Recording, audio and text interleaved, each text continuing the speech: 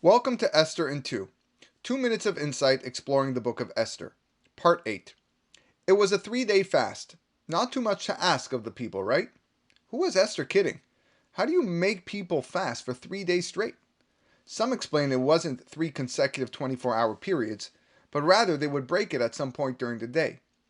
And while there are people that have fasted 4 or 5 days consecutively, imposing this on the general community is irresponsible, and therefore must have been fasting for most of the 3 days and not without interruption.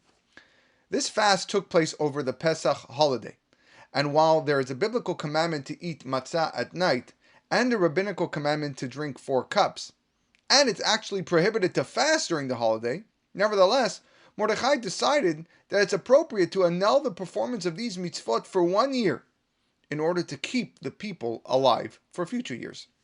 Without the Jewish people, who will keep the Torah and mitzvot? And so he did. He declared a fast on the first day of Pesach and cancelled the mitzvot of matzah, maror, and 4 cups of wine. Thus, he did just as Esther had commanded him.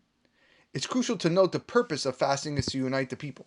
When all of Israel come together and break their hearts in prayer and work to better their actions, the rate of success skyrockets.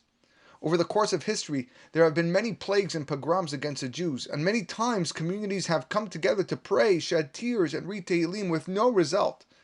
Why is this so? The answer is because they weren't united.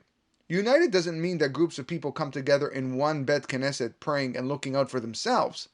It means feeling the pain of the person next to you, being in tune with what's happening within the community. Maybe that's why it was Pesach that was chosen to be overridden. The holiday when we proclaim Kal Dichvin Yeteh V'Yechol, when we invite everyone to come eat and partake in our meal. That's the same time when we are now told to come together not for pleasurable purposes, but to beseech Hashem for salvation.